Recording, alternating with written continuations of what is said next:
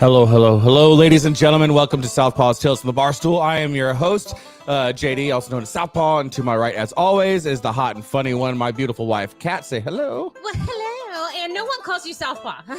I call myself Southpaw because that's how it works. Actually, Southpaw was the name of the business I used to own, which you still thanks own? to I still own it, but I just don't do anything with it.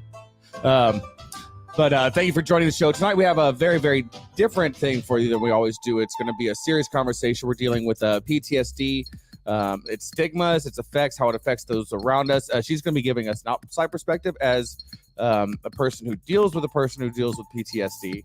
And we all the fun, exciting moments. Yes, all the fun stuff that happens with PTSD. It's just a ball. It's a ball of something. We have several guests joining us, some who have dealt with PTSD, some who help with PTSD. So we'll be bringing them on shortly. If you're watching this live, which is March 22nd, 2023 at 9 p.m. Central Time, that's live. If you want to join us, let me know, and I'll send you the invite so you can join as well. If you just want to do something in the comments, go to StreamYard.com/Facebook. That way we can see who's talking. If not, we're just going to tell you to fuck off. No, we're not. We always say that. We'll call you Senor Fuck Off tonight. Yeah, you're Senor Fuck Off. We're going to call you Senor Fuck Off. So make sure you can check out all of our old episodes at YouTube and any of your favorite podcasting platforms. Don't forget to tongue punch that share button's fart box and finger blast that like button. I don't know. That's what you always do. Tonight we are drinking some 5x5 Brewing Company Moorfield Blonde Ale.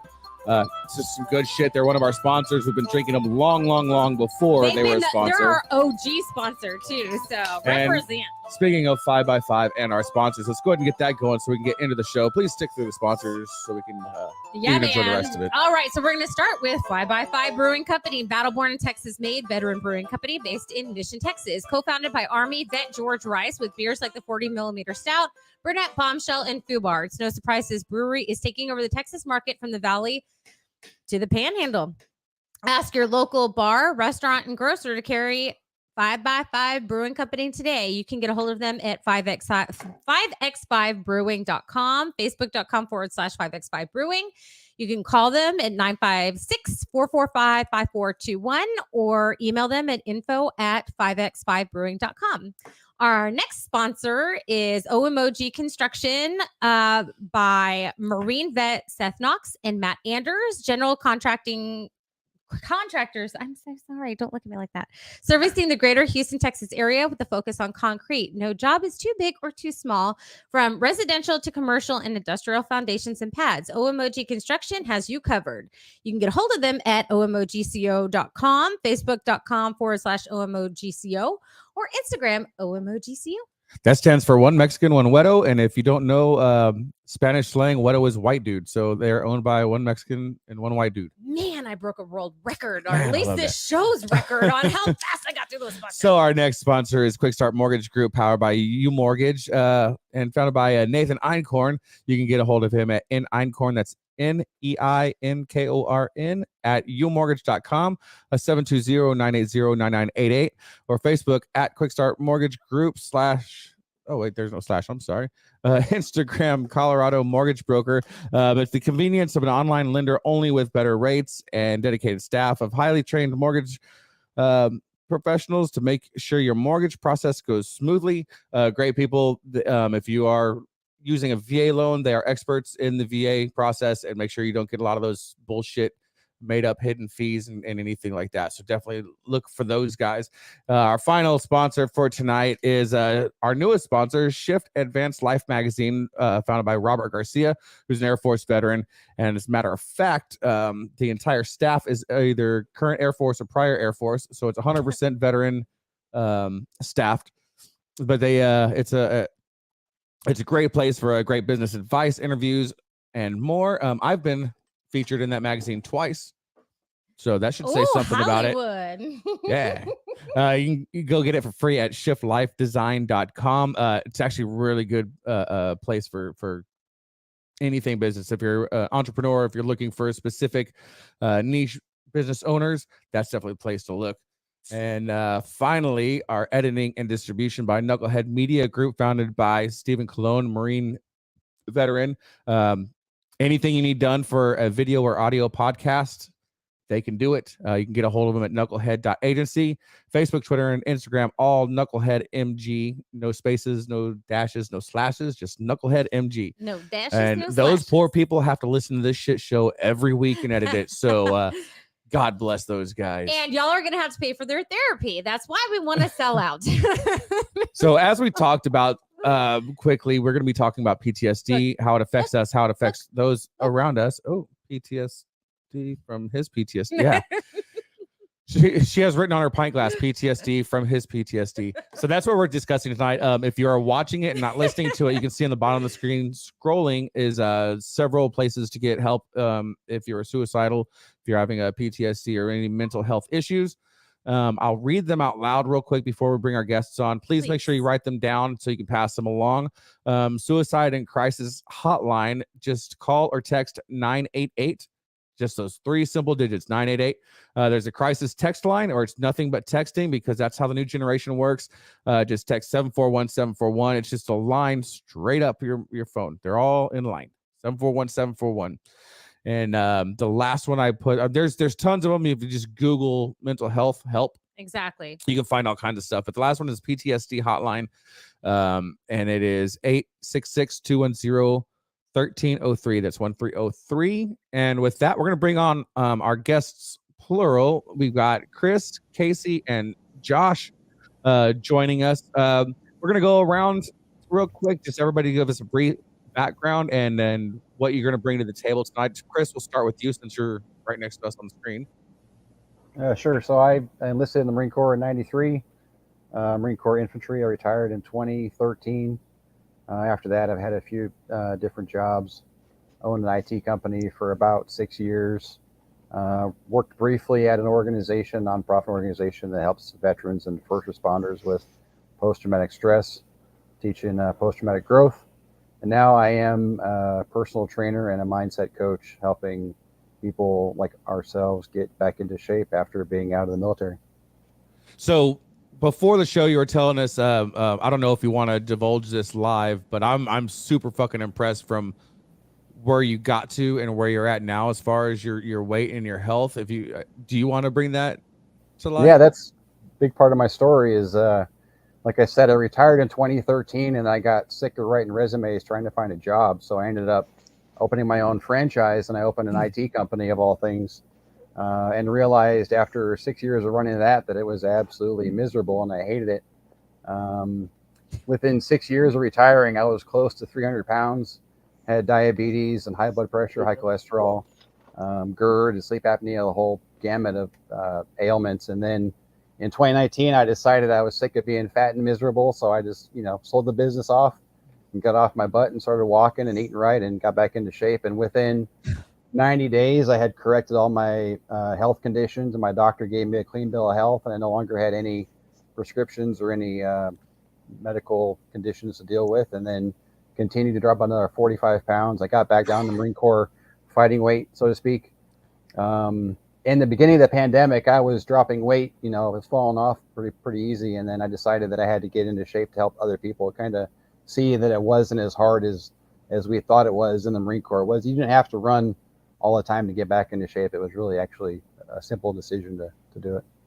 So you were sick of being fat and miserable. So you're like, I'd rather just be miserable. So let me just cut the math. Actually, I got rid of all the sick and miserable with the whole business I sold off. Perfect. My mental stress was gone. So it was, pretty easy.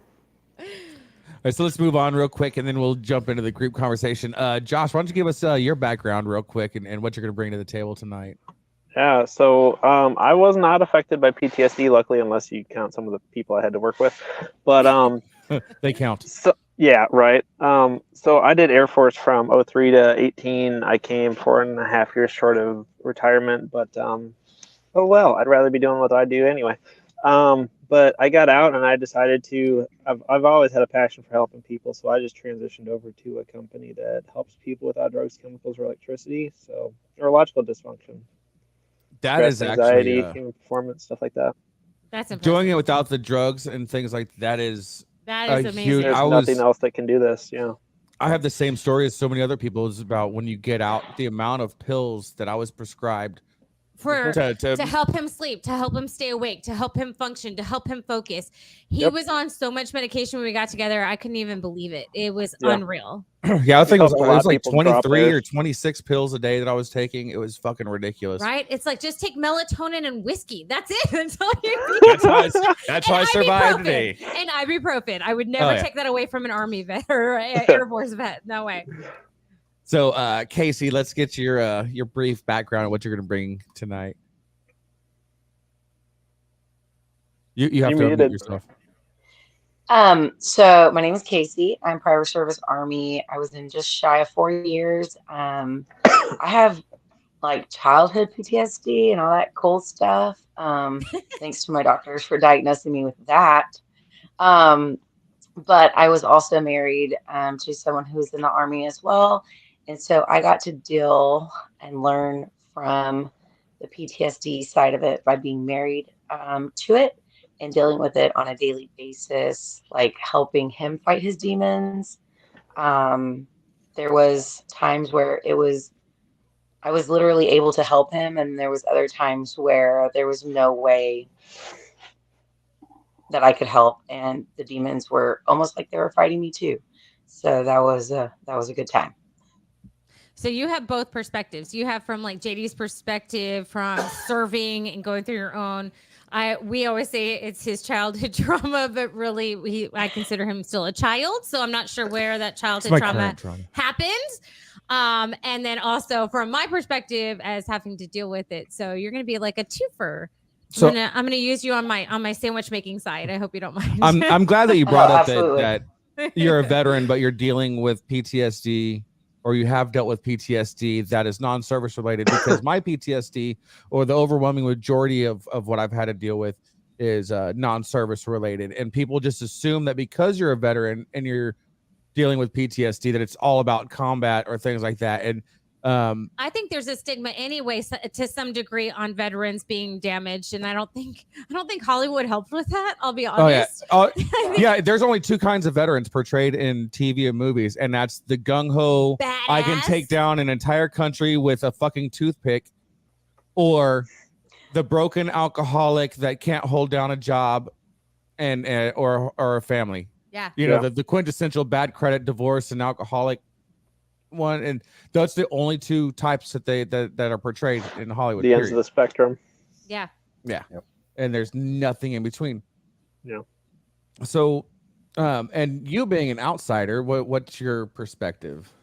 There's definitely nuances to it. When we got together, I think to some degree you had some form of PTSD, but I wasn't sure if it was that or just survivor's guilt. You lost some people when you were serving, and then you lost people afterwards. You lost family members and everything, and that turned you really into a fairly dark person. But it showed in crowds. He doesn't do well in crowds. His head is on a swivel, and if there's too many people, you can see him getting amped up. And restaurants are bad, but I would say amusement parks are worse because there is no place for him to have his back where no one's behind him. And we always have to have an exit plan. Honestly, as far as like, we're going to give you your chance to like separate to some degree. I've thought about that though, and Chris, I think with your military background versus everybody else's, I think you'll be able to confirm or deny this. But I've thought about it, and I don't think it's really being in combat that makes you be that way. It's the fact that every day of your life you're trained. Somebody's coming to get you. Somebody's coming to get you. Somebody's coming to get you. Whether even if it's in just training environments, stateside, all the way from day one basic training, head on the swivel. And that's what you're trained to take different routes to work just so you're not predictable. Yeah.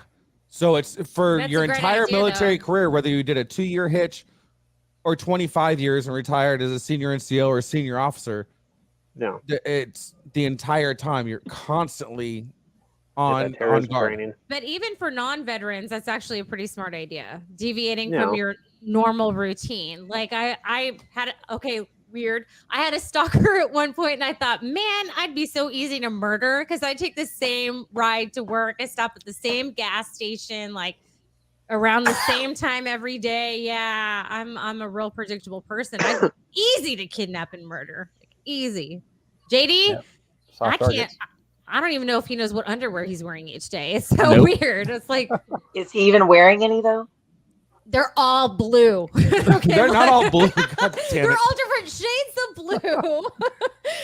I mean, if you offer me a ride in a nice car, I'm pretty much as good as kidnapped too. They're all boxer briefs and they're all blue with this gray band on top. I can't help that when you buy a 6-pack that they're all the same goddamn color. We don't have a fucking Victor's Secrets. Victor's Variety Oh pack. man, that's gonna I happen. like that. I've never heard that before. Yeah, that just came out of nowhere. I'm going to the mall and I'm renting some space. It's gonna be Victor's Secret. Oh, It's gonna have those nice like nut hugger or the boxers ball where it pocket has thing? a we ball support, pouches. and The your ball pocket? logo is Yeah. gonna be like, we support you and Jehovah.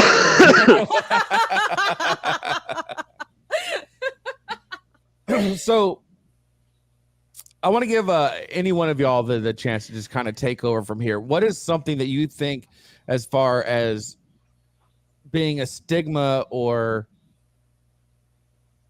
something that you think is misconstrued to the public that you need that you think needs to be brought to light? That if you seek mental health, your career is over. That's Oh, a good one. yeah. Chris, did you Or ever that you feel seek that way? mental health and you're weak. Like, Yeah. I'm sorry, I would like to take care of myself and be alive tomorrow. So let me go talk to this person that could help me. Yeah. Oh yeah, Yeah. the fear of being relieved of duty for seeking. Yeah. That's I've Yeah, heard I of retired. senior enlisted that would go and see mental health. Yeah. Just to bullshit. And then that way everybody else could feel comfortable going there for actual issues. a good leader. That's what that Yeah. is. Yeah, unfortunately, Air Force security forces or security police, depending on what era you were in, it is extremely dog eat dog, and they use shit like that to pretty much stifle your career. You're like, you're done. And I Yeah. have a question for you guys. Do you feel like because you're a man, you don't feel like people care as much? Like, honestly, like I hate to say it like that, but I hear so many things on social media where they're like, well, I'm a man, no one really cares if I'm depressed or sad. Do you feel like that to some degree? Gotta know the right people.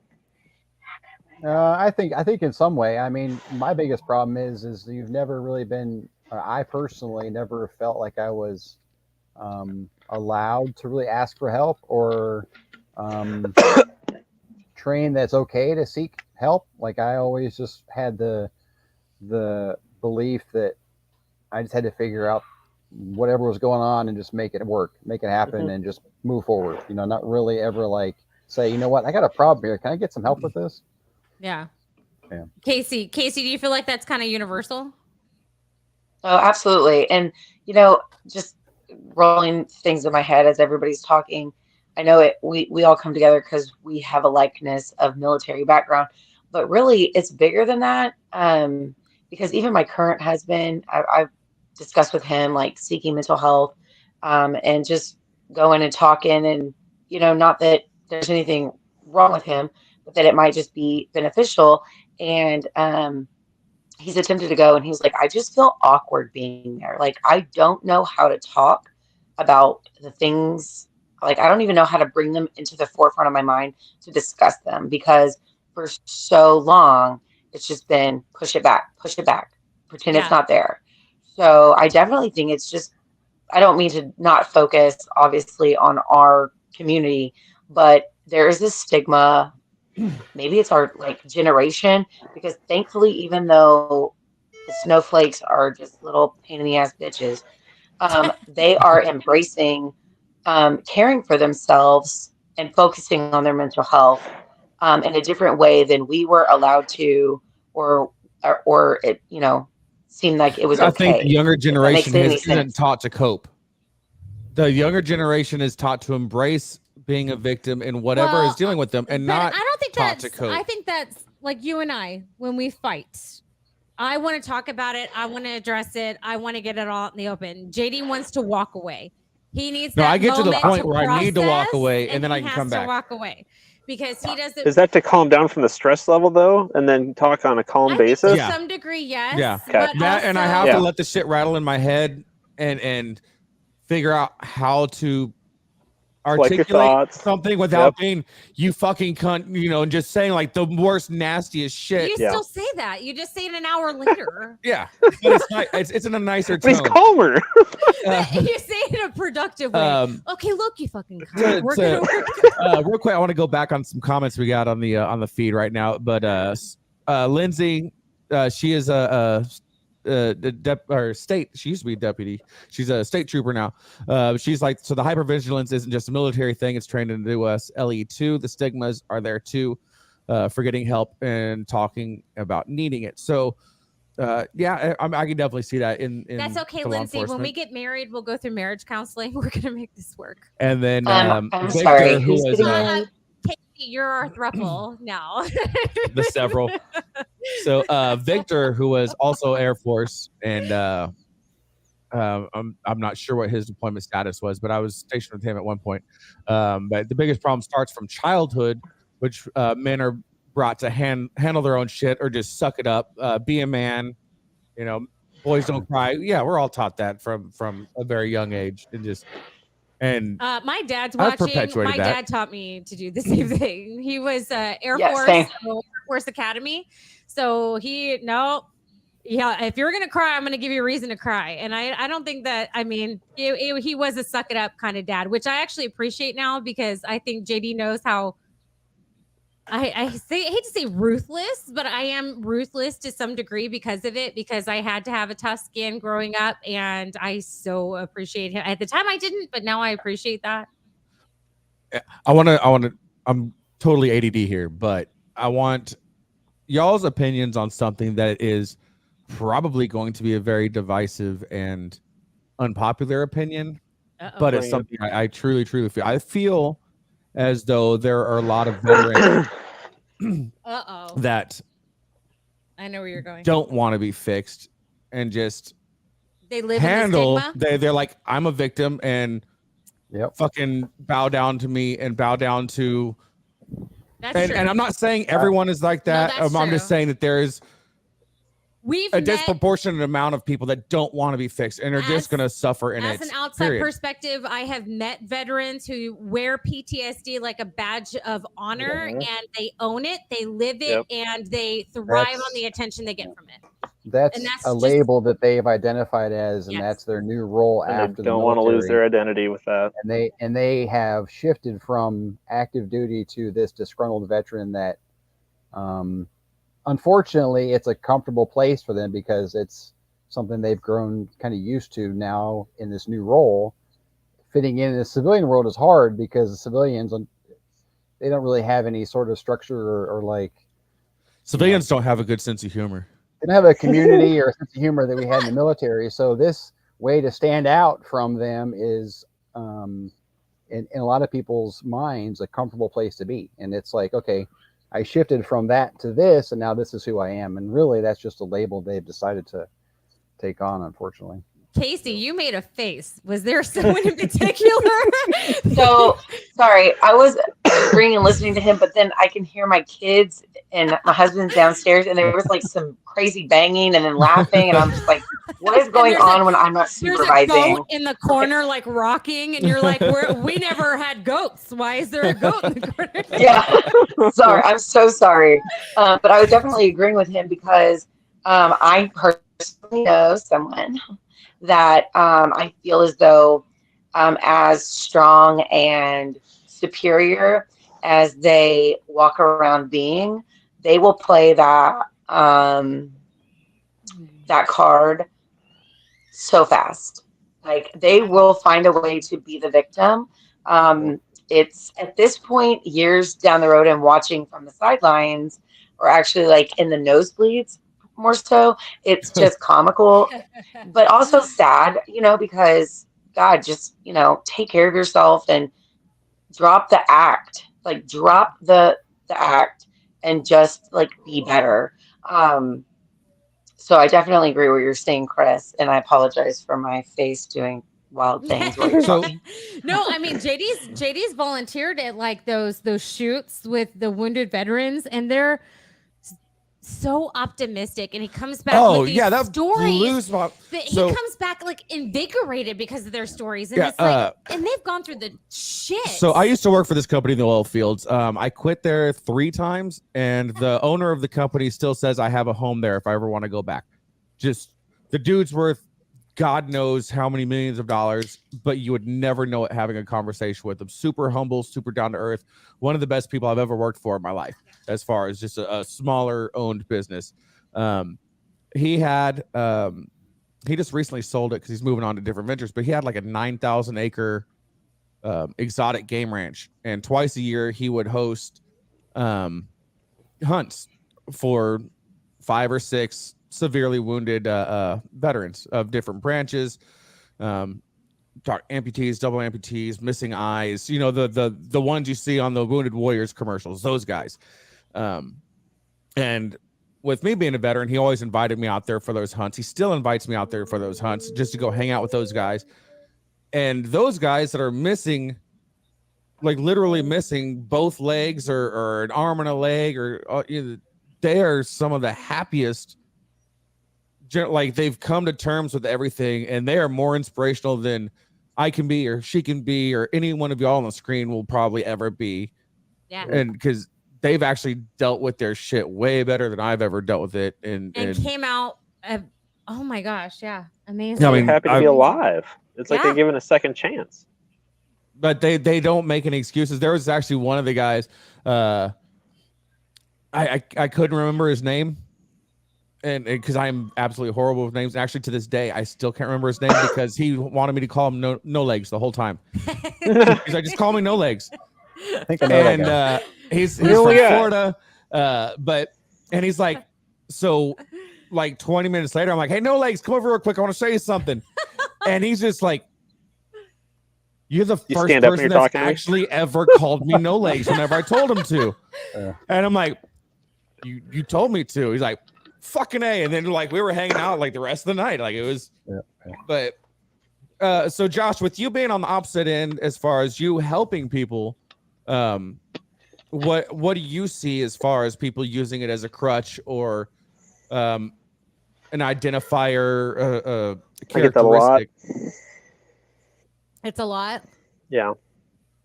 It's like it's just finding the ones that actually want to reach further.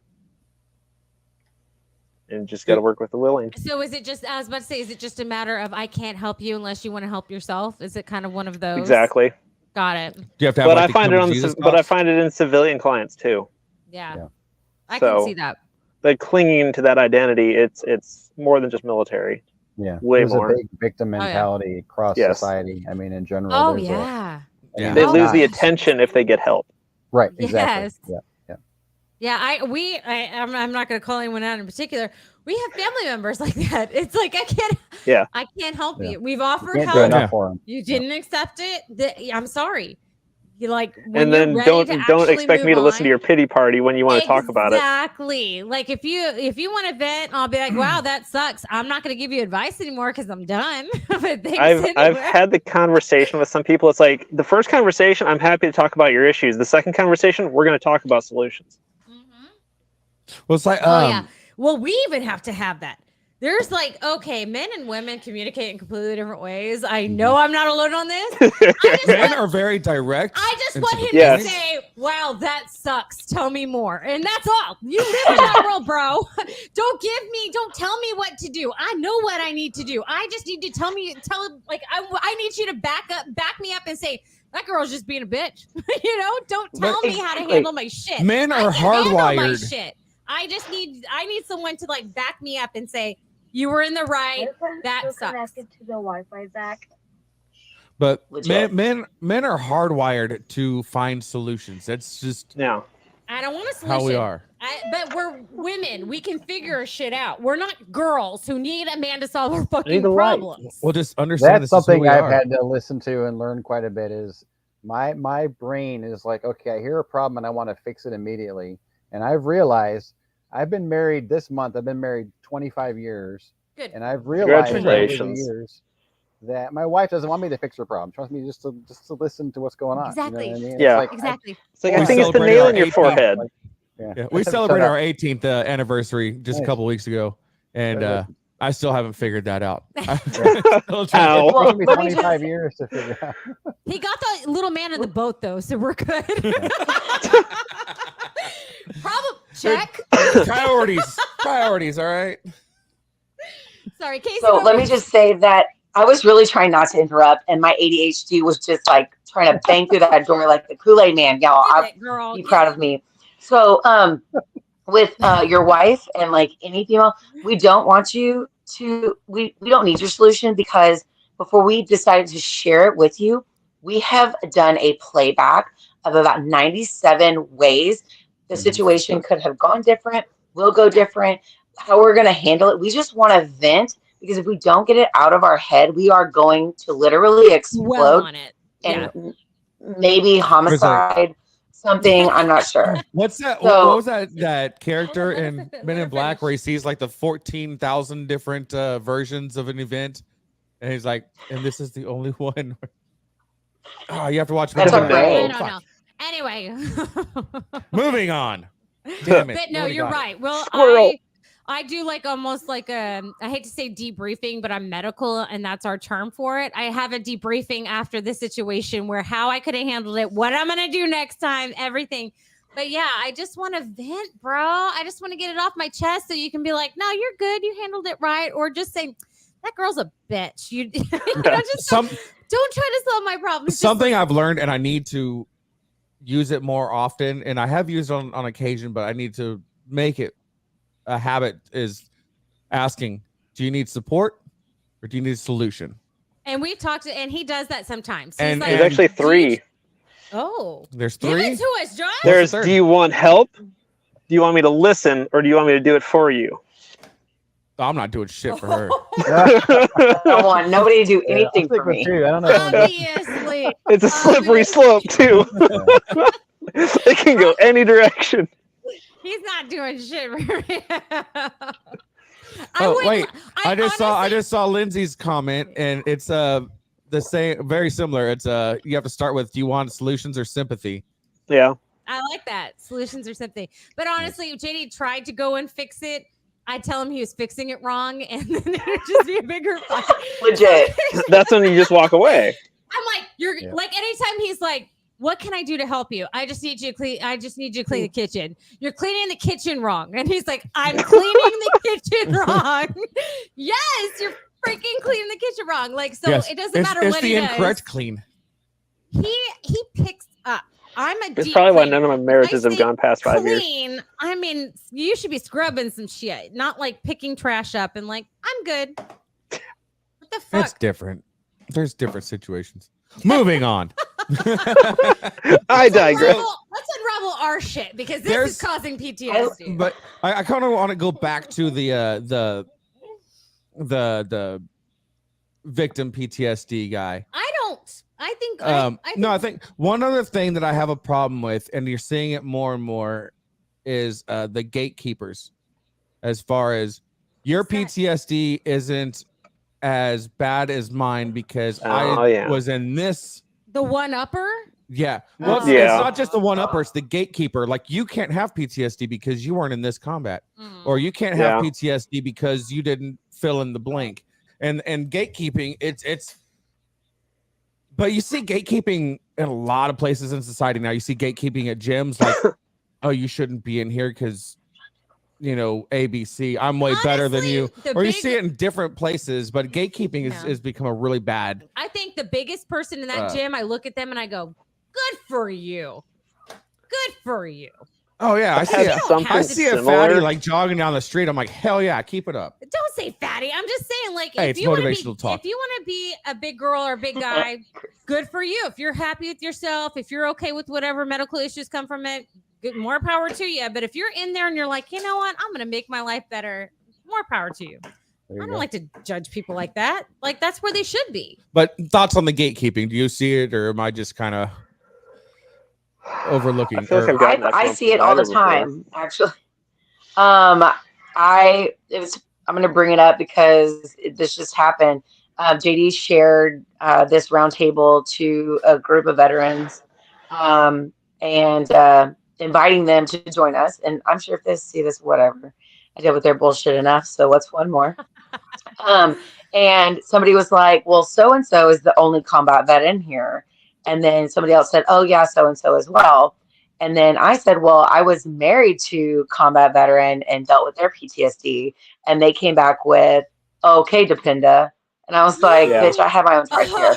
Like, that's not why we're here. So, like, even in a group of my friends, which I know they were just really bullshitting with me, but I know that other people have dealt with that on a less friendly, like banter way, and they truly mean it.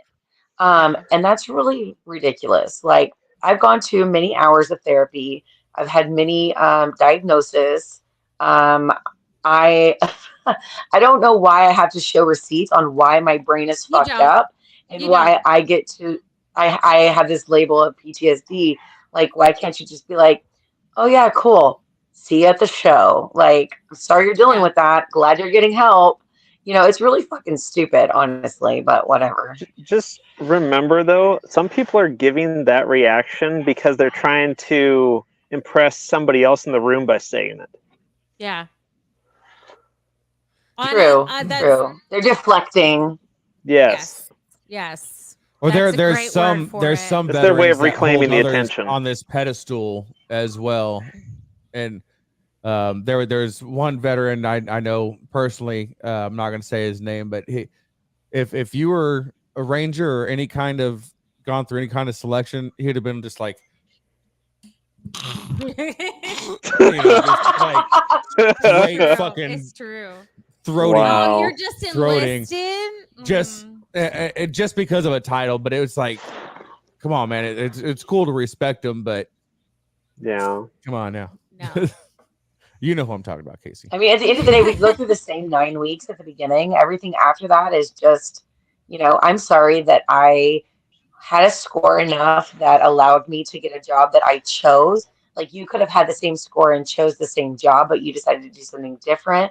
So why are you mad at me because of the job I was given and that I fulfilled? Like, Not only that, regardless the job, you really don't have any say whether you deploy, where you deploy, oh, how long you absolutely. deploy. Absolutely. Yeah. You're just along for the fucking ride because you Yeah. signed your name. Just like everybody fucking else, okay? It doesn't mean that you know Exactly. their backstory, so don't fucking judge. Like, you have no idea what people have gone through. Like, no Yeah. freaking clue. Everybody's gone through some shit. Everybody's gone through something, so you can't Yeah. say what you've gone through is worse than what I've gone through. I mean, Oh, without a doubt. most of my PTSD, honestly, came from my childhood, and that's why I joined the Marine Corps, is to get the fuck out of Omaha, Nebraska. And then my first deployment was to Somalia, of all places. Jesus. And then my last deployment was to Iraq. So I mean, I've had a whole gamut of different issues.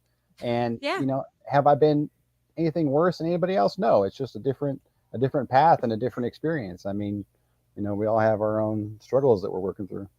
Well, and I'm not going to use any names, of course, but generally speaking, I have met a couple of women who served who their PTSD centered from a sexual assault while they were in the military.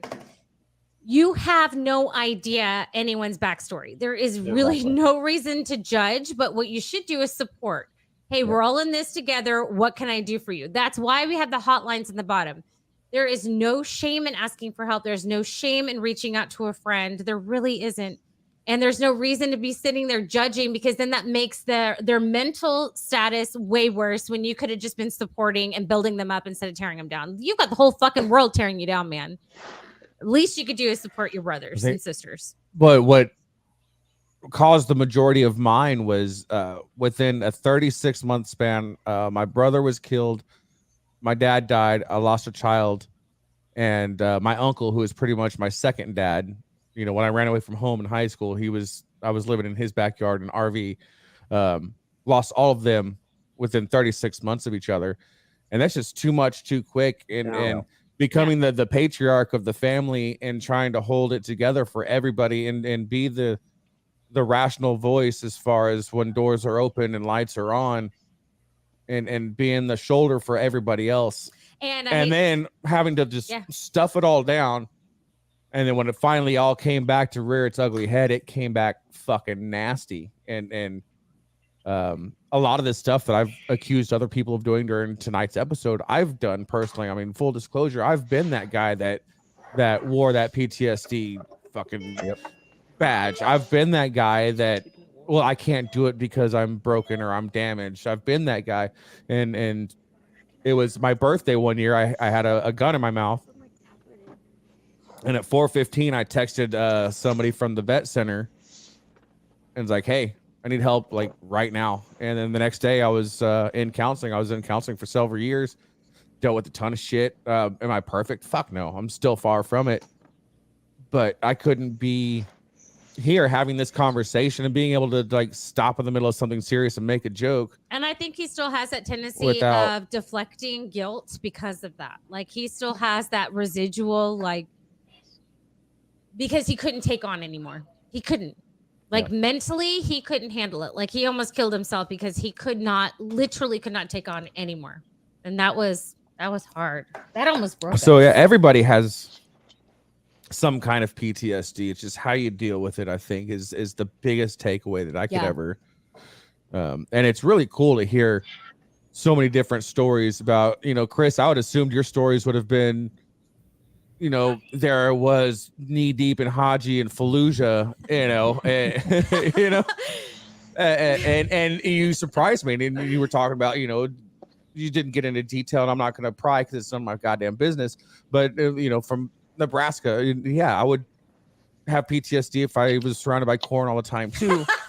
You're not asking you to run backwards to the cornfield, bro. Just like, run backwards to the cornfield.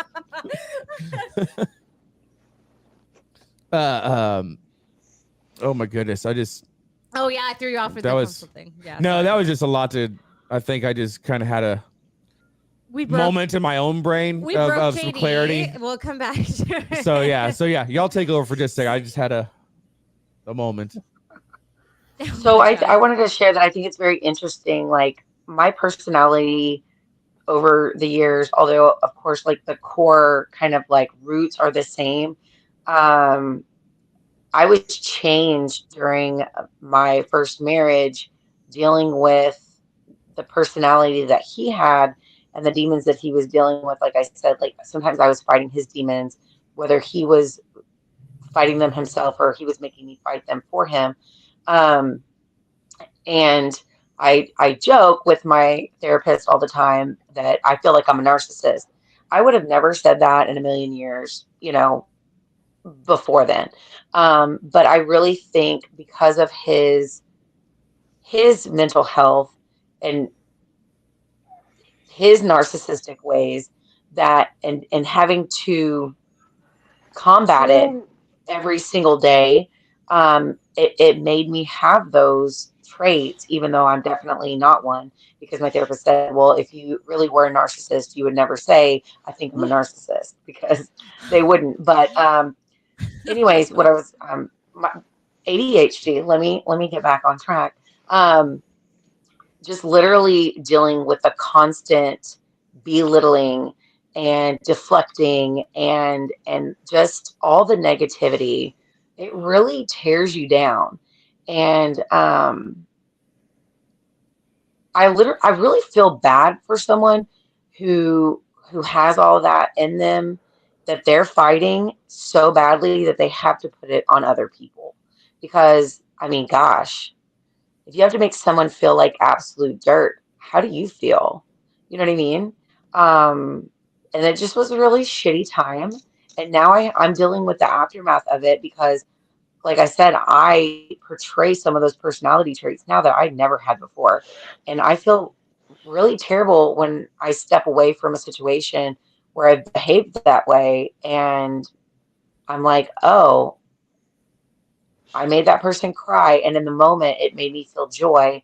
And now my empathy has come back and I feel terrible. And I need to apologize to them because that wasn't my true self, treating them that way. So it's just really unfortunate that just our brains are wired and handle situations like that. And just hurt ourselves and others. It sucks.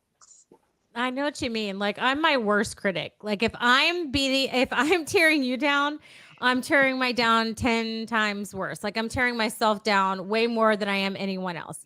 Like, I am my own worst critic. So as far as I'm concerned, like, you can say whatever you want to me. And that's usually why, like, I don't take things seriously. I don't get my feelings hurt very easily because whatever you say to me, I've probably said 10 times worse to myself. So it's like, okay. Like, and on it, and half the time you're like, well, if you're thinking that, you clearly don't even actually know me. So there's that too. But I definitely tear myself up more. So I think when someone does deflect, I think that, like, I wonder if they're 1,000 times harder on themselves than they are on other people. And That's how I that's had their to deal with way my of own issues. processing. I had a business mentor, Stephen Kuhn, who he jumped my shit one day because I used to have this really bad habit of making self-deprecating jokes. You still do. And I still do, You're but better. not nearly Yeah, to the rate that I used to. But even in jest, say I'm retarded or I'm stupid or I'm incapable of this or I'm ABCD, that's a negative thing. And he's like, the more you say that about yourself subconsciously, the more you're going to lean that way. And he was pointing out, like, with fucking trial evidence, like, this is what you've done to yourself. And I'm like, oh shit, like, oh yeah, I need to really stop that. And I never realized that could be just a way of deflecting or suppressing. I say you're sandbagging. Like, I'm a whatever. I'm a piece of shit, blah, blah, blah. And I'm like, but you're not. So are you just trying to set the bar low so you seem awesome after that? And I took it as that. But no, he was really just beating himself down for years. And it was, yeah, and I just, but I was so doing it with used to jokes. it. So He was doing it with jokes. So I just got so used to it. I didn't think anything of it until, he brought it up. And he's like, yeah, you're literally beating yourself up every day. And I was like, oh crap, he really does. He says it all the time. And now he just beats himself up physically. Yeah, now I'm a fat piece of shit. I'm a fat piece of shit. That's what he says all the time. And I was like, oh, good, because I put on my happy weight when I got promoted. So we're going to be fat pieces of shit together. Which sucks because I finally got my ass back in the gym, and then my truck had to go to the shop for warranty work. And with shipping right now, it took almost 6 weeks to get my truck back for an oil leak. Yeah.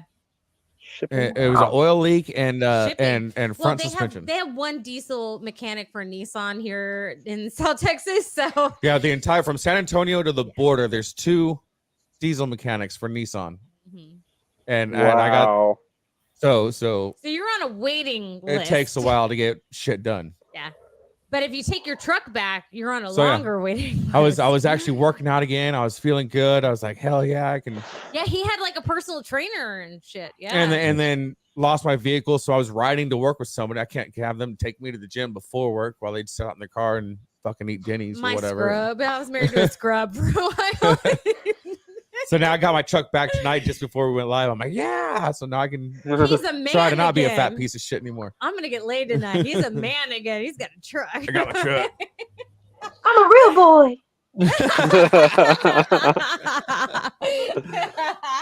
We need some good jokes.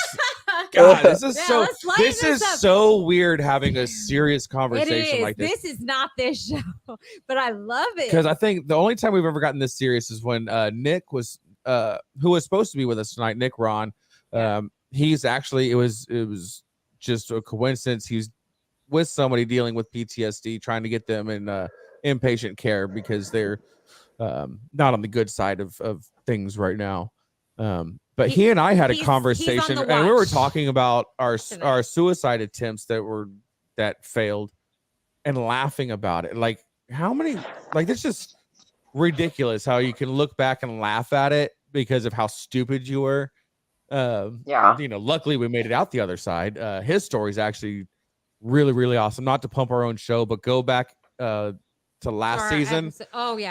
There's 2 episodes with Nicholas Ron, and this dude is remember when you were 11 and you wanted to be Everything? astronaut, sailor, spy. You wanted to raise Ninja wolves, warrior. racer. Yeah, he does. He has a fucking a racing team.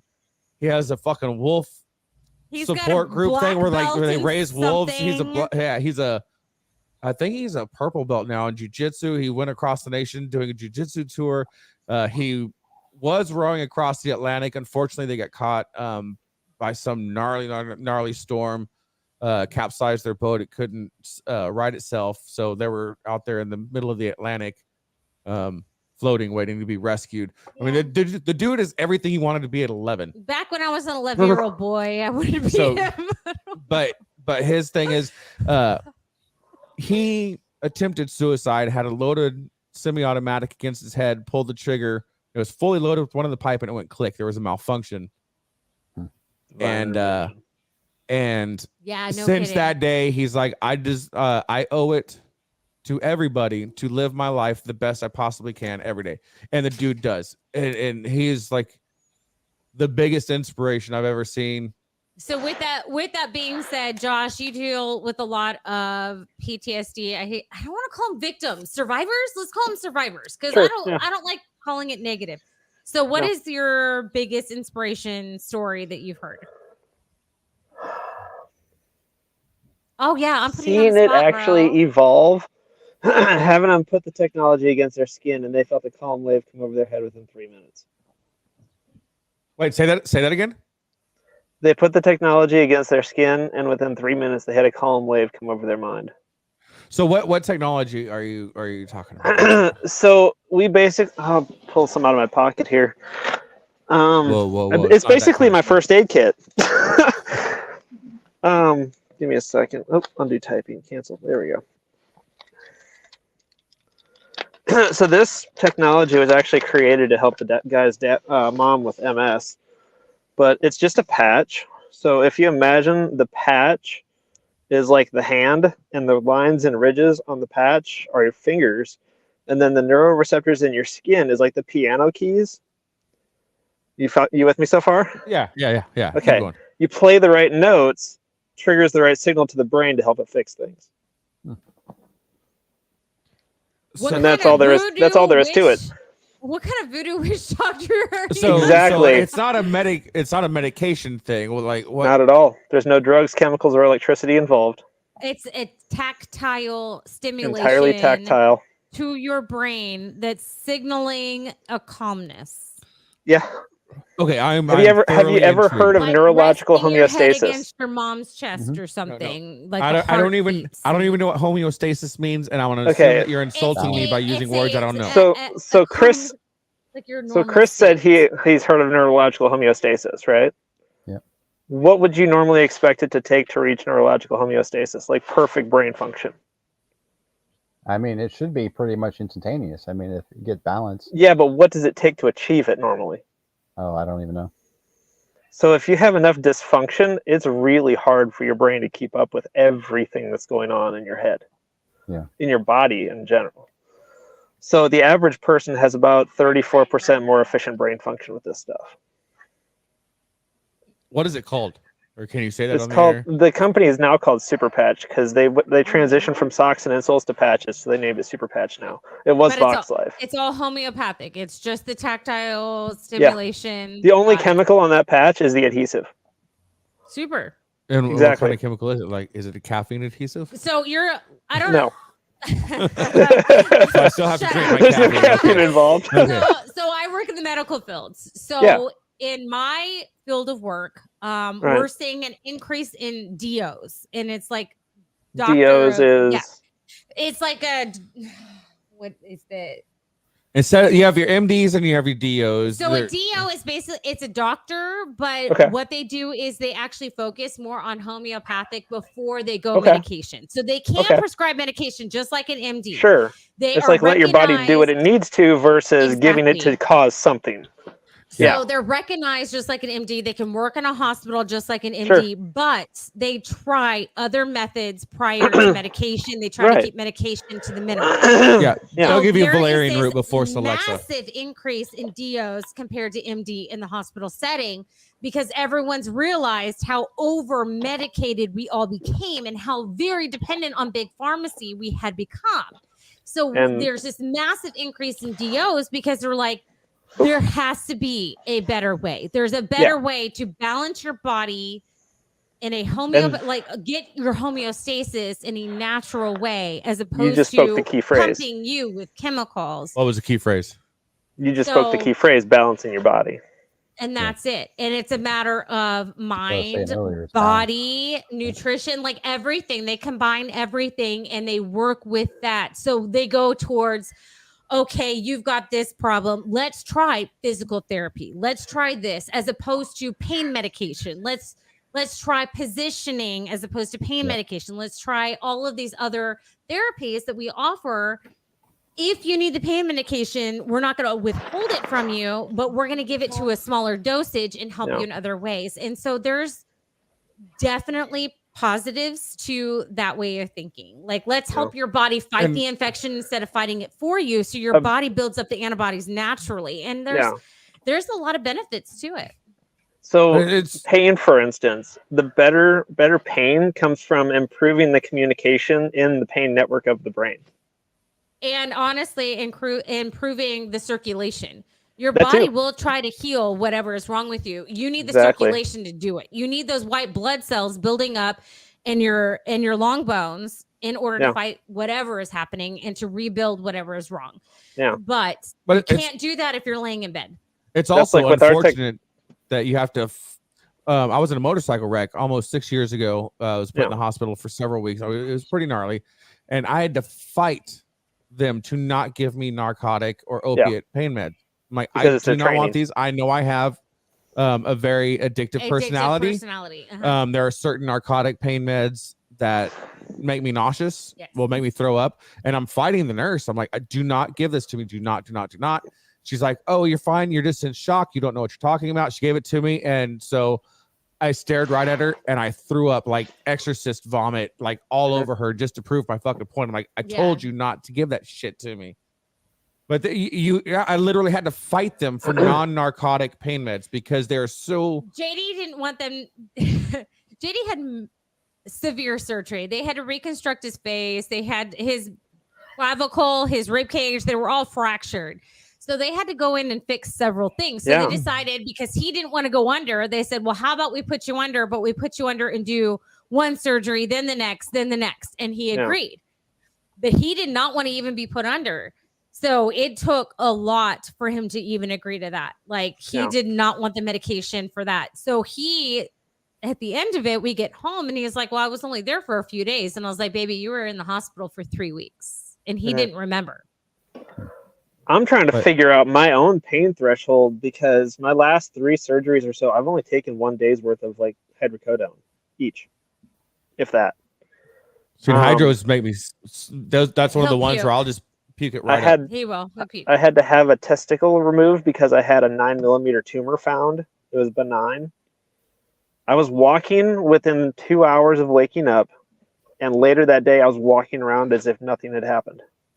So I had half a testicle removed for there's a reason tumor. We call JD 1.5 puck. Yeah, you know the But they actually didn't even numb him up. They're like, this will be quick. No, they just did a local. They spliced it open. I watched them, and I think the most uncomfortable thing about that whole surgery was the nurse that had to prep me for it was a super smoking hot blonde, and I'm like, God damn it, no. And I feel your pain. There handling my twigs and berries, and I'm like, stop. No, I was the same way. It happened to me in junior high, though. Jenny says that when he was I was like, you have we met, and I'm naturally a blonde, so eat a dick. Yeah. But yeah, sure. And then the doctor walking in saying, "Hi, I'll be your plumber today," and I'm like, "Great." Oh, the doctor with a sense of humor. That's awesome. That's awesome. That is awesome. I love it so much. Oh my gosh, I love it. So, we've probably got about 5 minutes left before we're going to start winding this down. Chris, do you have anything that you want to bring up dealing with PTSD, its stigmas, how you've dealt with it, how what might help somebody else along the way? Any wisdom?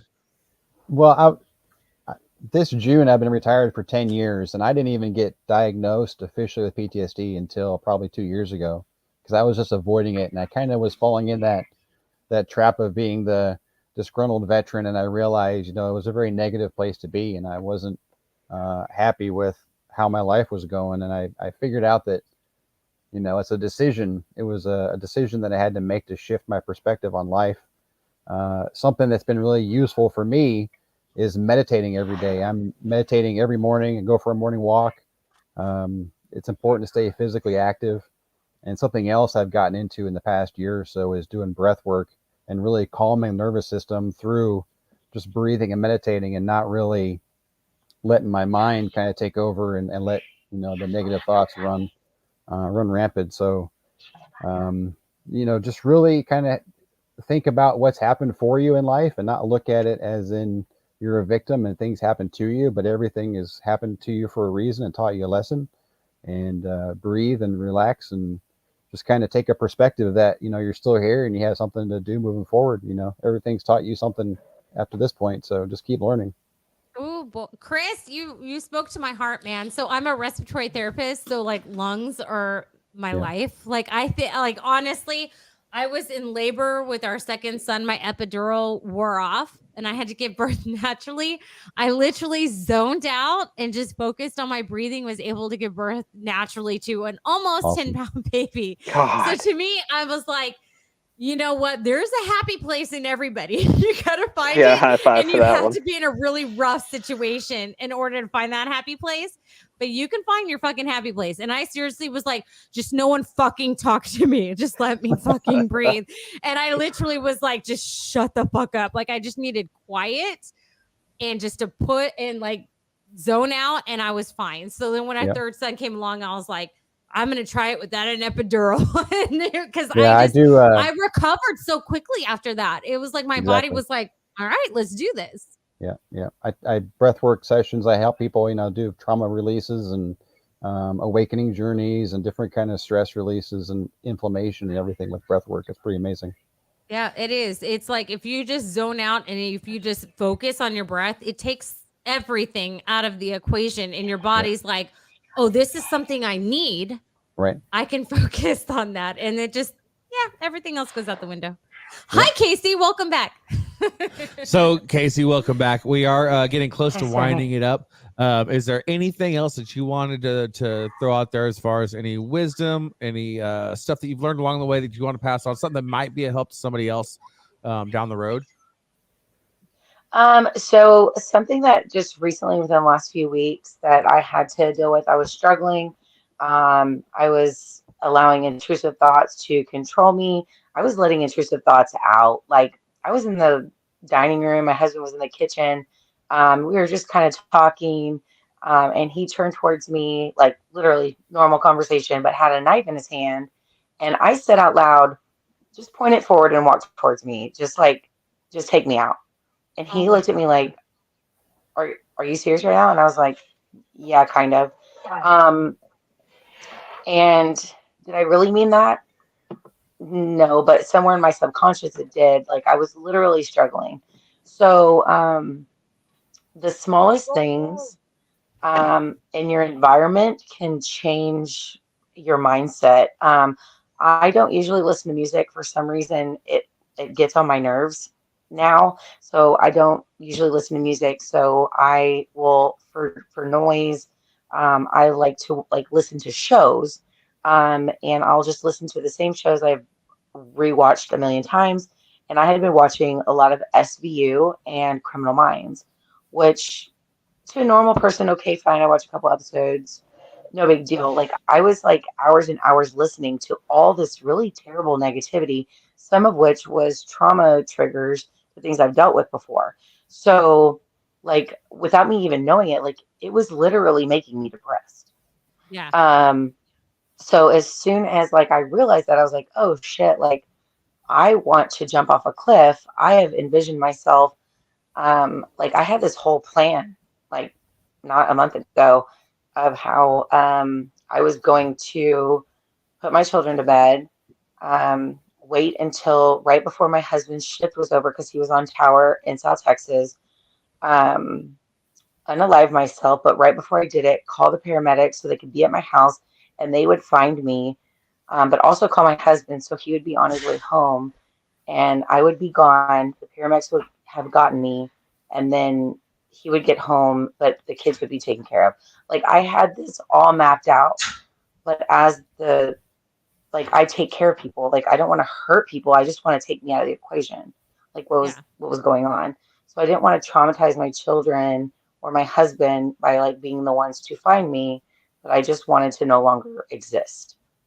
So I So have a anyways, similar I stopped I watching SVU. And I'm better now. Oh, and I went to So therapy. I hadn't gone to therapy in a while.